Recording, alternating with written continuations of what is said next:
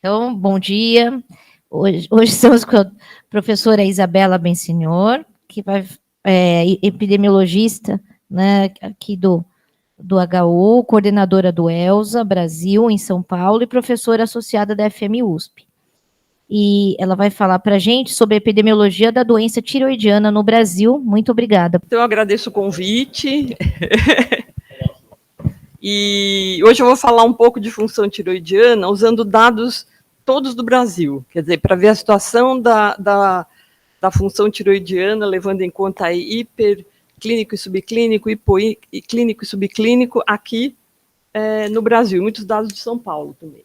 O Brasil, ele é considerado um país com alta prevalência de doenças tiroidianas, mas o que eu quero discutir aqui com vocês é se realmente isso é verdade, né? A gente tem 3 estudos epidemiológicos no Brasil de base populacional, ou seja, os resultados podem ser estendidos para toda a população brasileira, em 3 cenários totalmente diferentes. No Rio de Janeiro, só em mulheres, em Marília, homens e mulheres, e também, está faltando um, Sgarbi, Siquieri. Bom, e aí a gente vai mostrar um pouco dos resultados do ELSA também. O ELSA é um estudo de 15.105 funcionários públicos, a sede do ELSA em São Paulo é no 4º andar, né? São Paulo, ele é 1/3 do estudo, então tem um peso relativamente grande. São Paulo também é o laboratório central do ELSA Brasil. Bom, só para ter uma ideia do ELSA, o ELSA são o quê? São 6 centros, né? Salvador, Belo Horizonte, Vitória, Rio de Janeiro, São Paulo e Porto Alegre. A gente fez uma linha de base em 2008 e 2010, o segmento de 4 anos em 2012 e 2014, e o segmento de 8 anos aí 2017 e 2019. E a gente agora está no meio da onda 4, né? Que vai ser o segmento, então, de 13 e 14 anos. E em todas essas ondas, a gente tem dosagem do TSH, do T4 livre, do T3 livre e dos anticorpos anti-tiroperoxidase. Bom, aqui a gente vai começar apresentando os dados do Rio, da Roseli, que é só em mulheres, mostrando uma prevalência de hipo de 2% e uma prevalência de hipo subclínico de 10%. Essa relação 5:1 entre hipo subclínico e clínico é o que a gente espera que exista. Em alguns lugares é um pouco maior, em outros um pouco menor. Aqui a gente tem o estudo do Sgarbi, que é em Marília. Ele encontrou 1% de hipo subclínico e 8% 1% de hipoclínico e 8% de subclínico, também é o que a gente espera. E aqui é um resultado que é aqui do Butantan, né? Então, é um projeto, aquele projeto dos idosos, que pegou todos os idosos que moravam na área de 3 postos de saúde, que é São Jorge, Abril e Vila Dalva, e ele viu, então, a gente estudou a questão do hipotiroidismo e do hipertiroidismo lá. Aqui, olha aqui o que a gente vai ver, né? Primeiro, nas mulheres, de hipossubclínico para hipoclínico é quase igual, né? Nos homens, idem. Mas o que mais chama atenção é que os níveis de doença tiroidiana nos homens são praticamente os mesmos que nas mulheres. Isso aqui é uma amostra sem acesso, naquela época, em 2011, estava começando o PSF no Butantan, ninguém era tratado praticamente. Isso aqui mostra um quadro para a gente totalmente diferente do que a gente vê em outros lugares, né? Depois a gente vai ver também que o acesso ao tratamento nessa população era péssimo. Bom, aqui a gente tem o ELSA, né?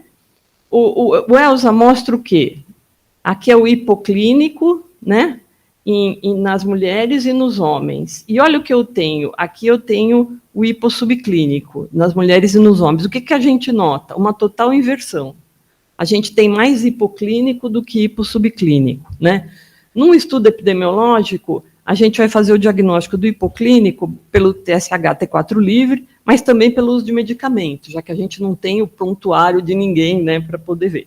E o que a gente vê aqui no ELSA, que é uma população totalmente diferente daquela anterior, que não tinha acesso nenhum. O ELSA é uma população com mais acesso a serviços de saúde, com maior escolaridade, maior renda. E a gente vê que está todo mundo tomando levotiroxina por razões que provavelmente não são hipotiroidismo. Então, tem gente tomando para depressão, tem gente tomando para emagrecer.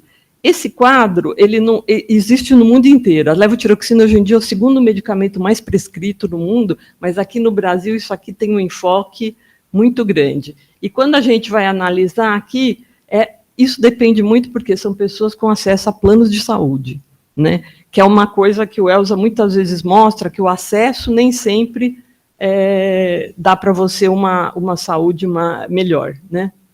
Bom, aqui é o hipertiroidismo. Aqui no SGARB, 1% aqui, né, de hiperclínico, é bastante alto, hipersubclínico.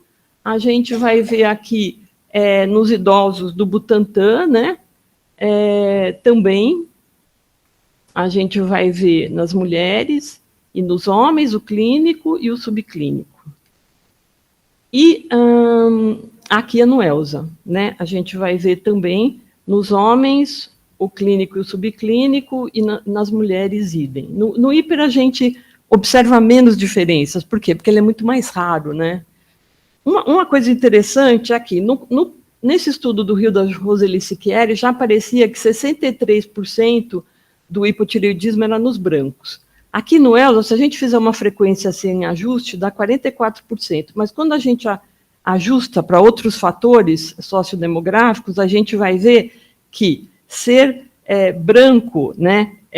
Ser branco é protetor para você ter hipertiroidismo, e ser negro é um fator de risco para o hipertiroidismo, tá certo? Isso aqui no estudo da Roseli, quando você tem o TSH na faixa de 1,1 a 2, você vê que a prevalência nas três raças, elas são semelhantes, mas à medida que o TSH vai caindo, aumenta a porcentagem de negros com a doença. E à medida que o TSH vai subindo, aumenta a frequência de brancos.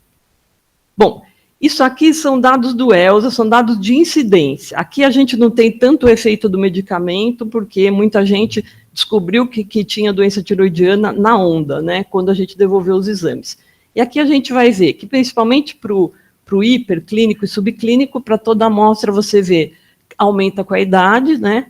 Nos homens isso é menos claro, nas mulheres isso é mais claro. Então, a questão que a gente vai discutir agora é se isso realmente é um aumento do hipotiroidismo. Então, essa é a distribuição do TSH em qualquer população. É uma curva desviada para a direita de quem está aí olhando e desviada em relação aos valores mais altos, né? A curva do Brasil, quando a gente faz, ela é mais desviada ainda, né? E por que isso acontece? Então, aqui, o TSH aumenta com a idade. O que acontece aqui? Aqui a gente tem uma pirâmide dos anos 80, que todo mundo conhece, aí base larga, topo estreito.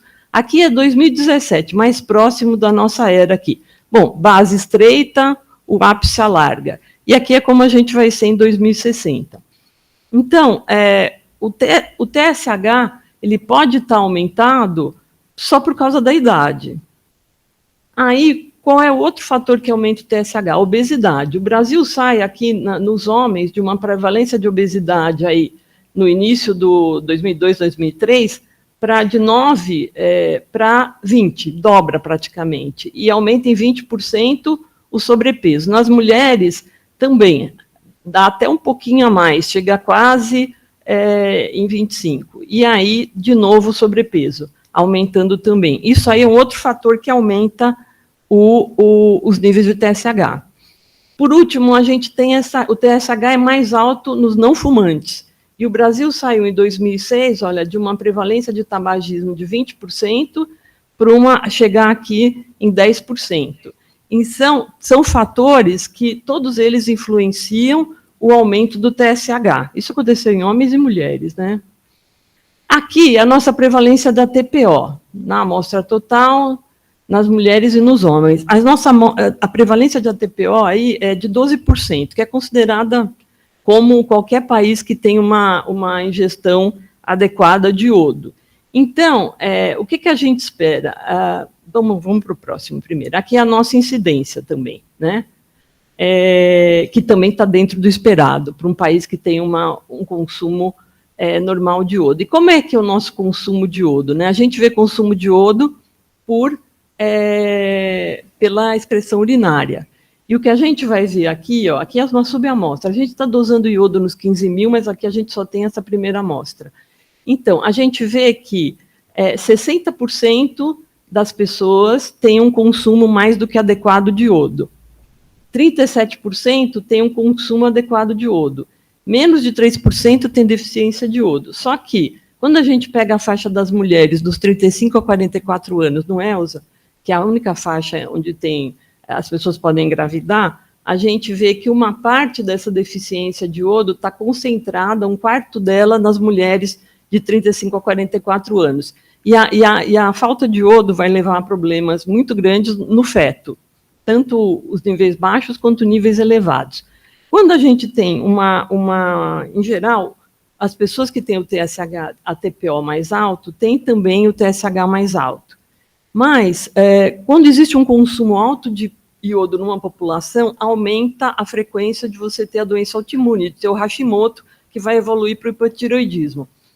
Aqui, a gente tem dados muito claros de que o TSH aumentou, mas o nosso ATPO ele continua nos níveis. Isso sugere que talvez a gente não tenha uma epidemia de hipoclínico e subclínico. A gente tem simplesmente uma mudança do perfil epidemiológico da população com aumento do TSH, mas não com aumento, por exemplo, do Hashimoto. Bom, qual é a outra coisa que a gente vai comentar aqui? As desigualdades no diagnóstico e no tratamento, né, das doenças da tireoide. Então, fatores sociodemográficos como idade, sexo, escolaridade, renda, influenciam muito no diagnóstico. Por quê? Então, aqui a gente vai ver o diagnóstico em homens e mulheres. Aqui em cima é o ELSA. Aqui é o hiper no ELSA, hipo no ELSA, e esse aqui é aquele estudo dos idosos aqui que a gente tem no Butantan. O que a gente vai ver aqui, olha, que o hipertiroidismo, que é muito mais sintomático, homens e mulheres são tratados quase iguais. No hipo, olha só, eu já tenho as mulheres muito mais tratadas que os homens. Aqui está em quase 100% e aqui nos homens já está mais ou menos nos 90%. Mas olha o que é chocante aqui. Quando a gente vai ver os idosos com hipertiroidismo, olha só, eles têm em torno de 40% de tratamento, aquela população que eu falei aqui que morava nas unidades básicas, perto das unidades básicas. E quando a gente vê, olha, idosos com hipertiroidismo, tratamento nas mulheres chega a 40% e nos homens a menos de 10%. Isso acontecia em 2011. Provavelmente melhorou agora com a inserção do PSF de forma mais clara. Bom, raça. Raça a gente vai ver aqui, olha, que os brancos estão muito próximos do 100%, os pardos um pouco menos, os pretos já pelo menos 10% a menos da questão no tratamento. E aqui a escolaridade. A escolaridade, olha só, menos de 9 anos de escolaridade vai dar... menos de 9 anos de escolaridade vai dar aqui, né? Aí, com 9 a 11 já aumenta a porcentagem de tratamento, e com maior que 11 já aumenta e chega quase no 100%. Aqui, o hipertiroidismo está invertido, mas é a mesma questão. Então, aqui a gente já vê que a escolaridade influencia muito no diagnóstico e no tratamento. E na renda, o mesmo perfil, né? Quem ganha mais do que $3.300 chega quase ao 100%, quem ganha entre 1.245 e 3.300 já é menos, e aqui você tem uma queda muito maior naqueles que ganham menos do que $1.245. No ELSA, o que são essas pessoas? Aqui a gente tem o pessoal de nível básico, porteiro, enfim. Aqui a gente tem o pessoal técnico, né? E aqui a gente tem o docente e o alto escalão. Então, essa é como a gente dividiu o ELSA para que a gente pudesse ter um gradiente socioeconômico que permitisse a gente fazer esse tipo de comparação. Bom, faixa etária e tratamento. É o único lugar onde o hipertiroidismo que está na berlinda e o hipotiroidismo não tem mudança nenhuma. Então, a gente tem um déficit de diagnóstico e tratamento de hipertiroidismo nessa faixa etária mais jovem, onde provavelmente o diagnóstico não é feito. Bom, o que mais que a gente pode falar? A gente está sempre tentando entender a função tiroidiana, né, e as alterações metabólicas que ela causa, né, em vários tipos de doenças. Então, no diabetes, na síndrome metabólica, enfim. Aqui o que a gente vai ver? O TSH, a função tiroidiana, muitas vezes, ela não é linear com os desfechos que a gente estuda. Muitas vezes ela é quadrática aqui. Então, por exemplo, esse gráfico aqui é um estudo de Framingham, né, a mais antiga das coortes, que viu o risco de Alzheimer e função tiroidiana. E a gente encontra essa curva em U. Então, quem tinha valores mais baixos de TSH e quem tinha valores mais altos de TSH estão com risco aumentado de Alzheimer. Isso acontece muitas vezes com a função tiroidiana, em várias exposições. Então, muitas vezes, a gente faz um tipo de análise em que a gente coloca a referência aqui no meio, para a gente ver como é que as pontas se comportam em relação ao meio. Bom, esse é um paper que a gente fez e que foi ver aqui os níveis de hormônios tiroidianos e a incidência de diabetes. Então, se eu for pensar, eu tenho fatores que justificam o aumento da glicemia no hipertiroidismo e no hipo. No hipertiroidismo vai ter neoglucogênese hepática, aumento da resposta à insulina após um teste de tolerância oral à glicose, aumento da degradação de insulina e aumento da resistência à insulina. Isso é no hiper, né? No hipo, eu tenho uma redução no uso da glicose periférica, um aumento dos níveis de glicose circulantes, a queda da oxidação da glicose, da síntese do glicogênio e também um aumento da resistência à insulina.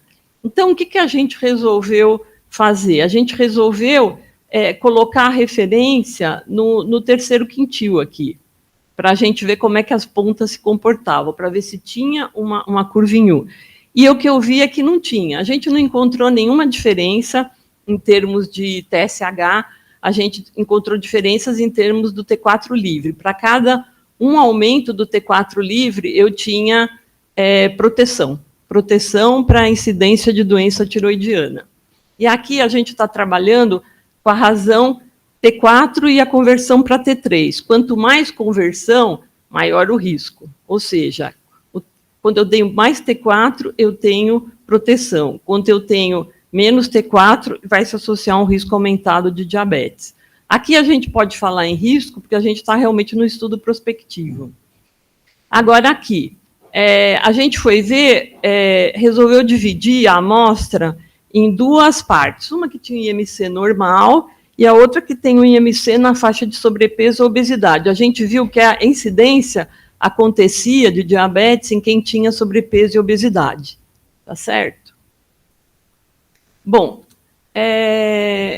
aqui a gente fez várias o Wells ele tem umas dosagens de lipídios feitos por ressonância nuclear magnética e também feitos por ultracentrifugação vertical.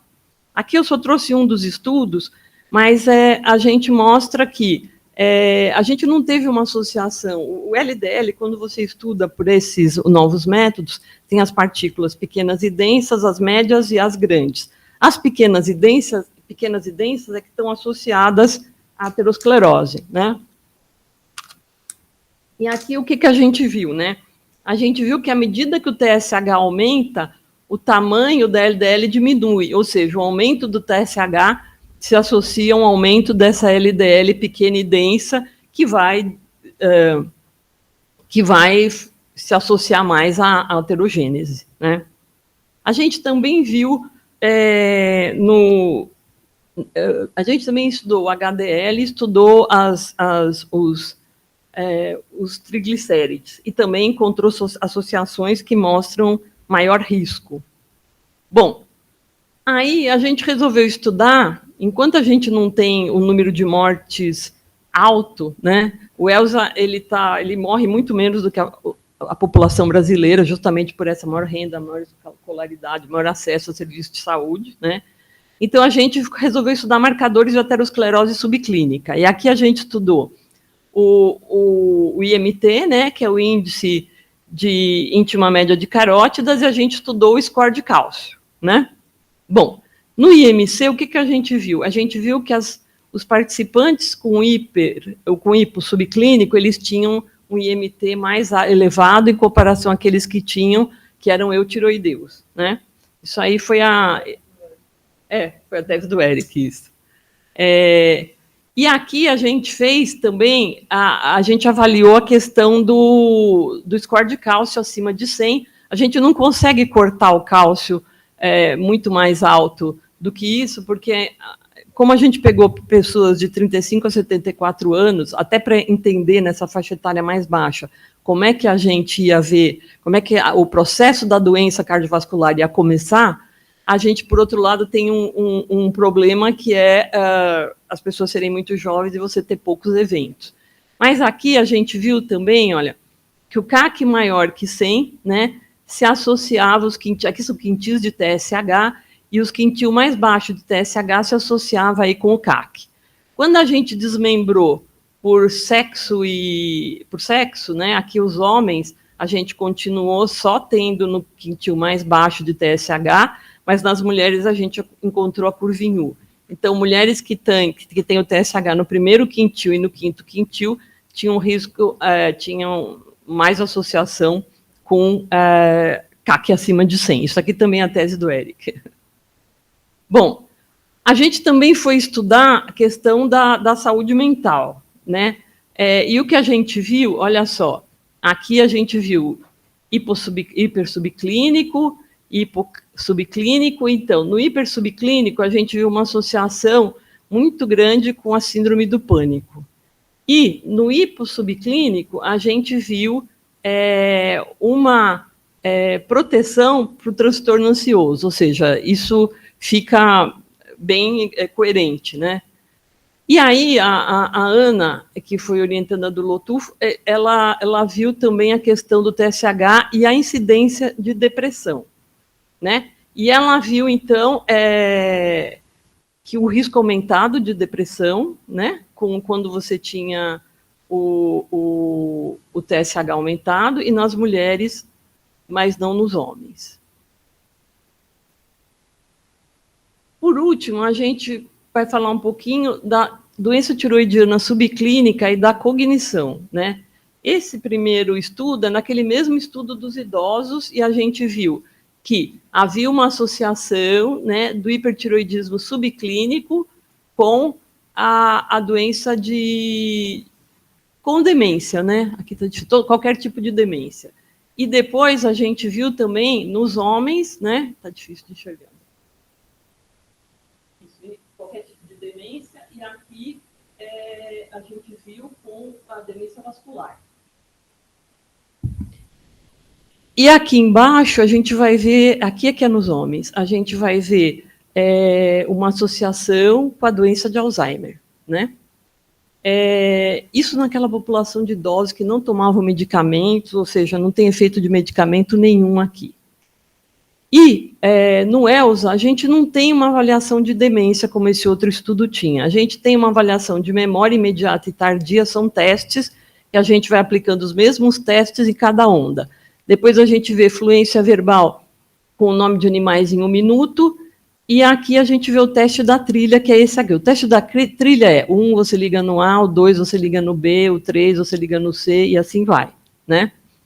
E aqui a gente viu muitas coisas, viu uma associação do primeiro tercio de TSH com pior performance da memória tardia, o primeiro e o terceiro tercio de T4 se associaram a pior performance cognitiva na fluência verbal, mostrando uma curva em U, e o terceiro tercio de T4 com alterações de memória, né? Quando a gente foi fazer a análise na onda 2, né, isso aqui é tudo dado do baseline, a gente não encontrou diferença nenhuma. E na onda 3, as análises iniciais aqui, que eu não trouxe, mostram também muito pouca alteração. Então, a gente tem que... Uma coisa que a gente vai observar, quando você tem um estudo de coorte, é que na linha de base você encontra alguns resultados, e depois você não encontra no segmento, seja porque o segmento é curto, seja porque não existe, de fato, uma relação. Isso é o que a gente chama de causação reversa, né? Às vezes, o que você tem na onda 1 é uma causação reversa. Por exemplo, existe uma associação entre TSH e creatinina, tá?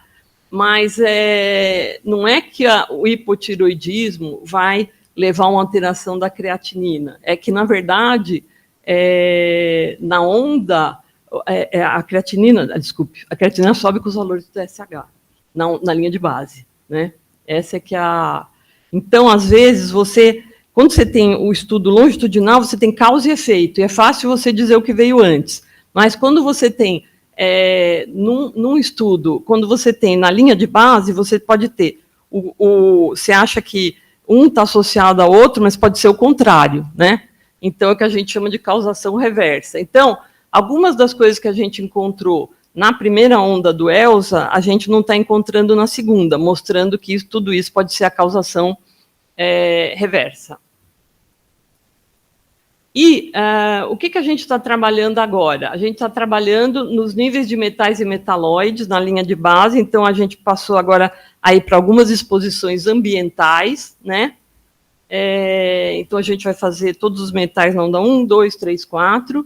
A gente tem um subprojeto que vai ter as doenças inflamatórias e a função tiroidiana, então a gente está vendo, porque, na verdade, hoje em dia a gente sabe que, por exemplo, o ATPO, que a gente pensava nele como um marcador de doença tiroidiana, hoje em dia a gente sabe, tem um estudo já feito no Rotterdam Study que mostra o ATPO associado à mortalidade. Então, ele passa a ser não só um marcador da doença tiroidiana, mas ele passa a ser um marcador de doença autoimune, né? E isso a gente também está em andamento, e a gente também está tentando aí dosar os disruptores endócrinos. Então, estamos dosando bisfenóis, parabenos e vitalatos. Parabenos é aquele que tem no shampoo, bisfenóis é aquilo que tem no amarelinho do cartão, quando você imprime a alta temperatura. Então, aquilo lá é um veneno. É melhor nunca pegar mesmo. E o que a gente pode chegar à conclusão de tudo aquilo que a gente falou? Que o Brasil tem uma prevalência alta de hipotireoidismo, ou é somente um aumento do TSH em função do perfil epidemiológico? Os dados sugerem que sim, porque ele está aumentado pelos fatores lá, aumento da obesidade, aumento da idade e diminuição do tabagismo, mas a TPO continua em níveis normais, então eu não estou tendo um aumento da doença autoimune. Pode ser que isso aqui seja só a questão da mudança do perfil epidemiológico. Algumas pessoas, inclusive, mas não se chega num acordo, gostariam de definir os valores do TSH a partir de uma certa idade, por faixa etária, né? Em relação àquilo que a gente mostrou da doença cardiovascular, os fatores de risco clássico, eles não explicam toda a doença cardiovascular. Por exemplo, no ELSA Brasil, os fatores de risco clássicos, é um trabalho do Itamar, eles explicam, no máximo, 37% da variabilidade do IMT, né? Em estudos americanos, isso aqui chega até a ser mais baixo. Outros fatores de risco não clássicos provavelmente contribuem para o risco de doença cardiovascular, mas numa pequena porção. E é aí que vai entrar a doença tiroidiana. Ela não é um fator de risco como colesterol, enfim, colesterol, tabagismo, diabetes, hipertensão. Ela é um pedacinho só, né? Nesse momento, a gente não deve fazer nada. Não vamos tratar a doença subclínica para prevenir diabetes ou aterosclerose. Não faz sentido. Mas os dados do Brasil, eles são uma peça pequena dentro do quebra-cabeça grande, né? Então é isso, gente. Era para dar um apanhado aí de tudo. Agora, perguntas. Isabela, uma pergunta. Nessas tuas considerações finais, na primeira consideração, quando você falou sobre o resultado normal do TSH. Então, por exemplo, o rim, com a idade, ele diminui a função. Não quer dizer que a creatinina vai aumentar ou que você vai virar renal crônico. O pulmão é a mesma coisa, você diminui a função pulmonar com a idade. Aqui esses valores de TSH não deveriam ser alterados da normalidade, não deveriam ser alterados com a idade? Na verdade, então, é isso que algumas pessoas defendem, que você mude os pontos, que você tenha pontos de corte específicos por faixa etária. E tem também um estudo novo aí, que é tem um consórcio das coortes, que estudam função tiroidiana, e eles estão definindo, são mais de 100 mil, junta tudo, Elza entra também, e aí eles estão definindo novos pontos de corte baseados em várias análises que eles estão fazendo, e que dá a impressão que para uma pessoa é melhor ter o TSH um pouco mais desviado para a esquerda, um pouco mais baixo, na faixa ali dos valores de 40% dos valores. Vai sair agora, mas é justamente isso, as pessoas estão muito preocupadas com essa questão da idade, e não só, tem uma outra coisa também que será que tem um ponto de corte a partir do qual o TSH causa doença cardiovascular? E também tem gente definindo isso, querendo definir a partir de quanto aumenta o risco. Como na hipertensão, que aí você põe o 140 por 90, a partir desse valor existe um risco aumentado de TSH, então está indicado que eu faça algum tipo de tratamento para baixar esse TSH. Mas, de uma maneira geral, na doença cardiovascular, é o TSH alto que é o problema.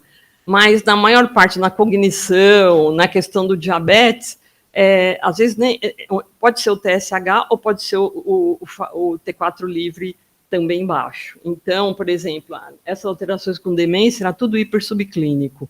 É muito mais. A gente sempre pensa muito no hipo, mas o hiper acaba dando complicações mais importantes. Mas é que ele é mais raro, né? Então a gente sabe muito menos sobre o hiper do que a gente sabe sobre o hipo. Mas é isso, Guido. A ideia tem muita gente que quer cortar, mas é aquela história, não chega num consenso. A mesma coisa que a questão do iodo lá.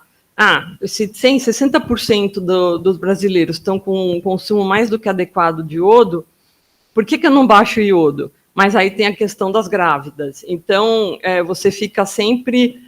dá muito medo fazer esse tipo de mudança. E como também os ATPOs continuam ali normais, aparentemente a doença autoimune, que aumenta muito quando você tem muito iodo, ela está normal. Obrigado. O que mais, gente?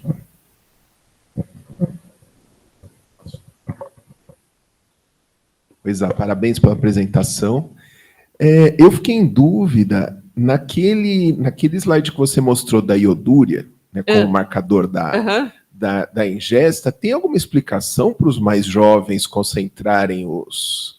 Pois é, não tem uma explicação, e isso faz com que justamente o risco seja nas mulheres jovens, e a questão na mulher grávida, tanto os níveis muito aumentados de iodo, quanto os níveis muito baixos de iodo se associam a muito risco para o feto. Então, não, mas eu acho que a gente vai ter que repensar a questão da iodúria, porque é isso que eu falei. Tem 60% que já estão com consumo mais do que adequado de iodo. E uma hora isso aí vai se transformar em doença mesmo, porque vai aumentar o Hashimoto. Mas fica essa dúvida aí, porque já teve uma baixa, né? O problema todo do iodo é que o nosso sal é iodado. E o brasileiro tem um consumo de sal que é altíssimo. Então, a American Heart preconiza 1,5 gramas lá, e a gente tem mais do que 10 gramas de consumo. Então, a gente junto com o sal, vai o iodo, né? E aí a gente pode ter um aumento aí do Hashimoto. É uma questão de tempo aí. Vamos ver se na onda 4 a gente detecta uma mudança do ATPO aí, por exemplo, uma subida, né? Mas a gente está... o próximo passo aí da nossa dosagem de metais metalóides, é justamente dosar o iodo nos 15 mil, porque aí a gente vai ter uma visão melhor.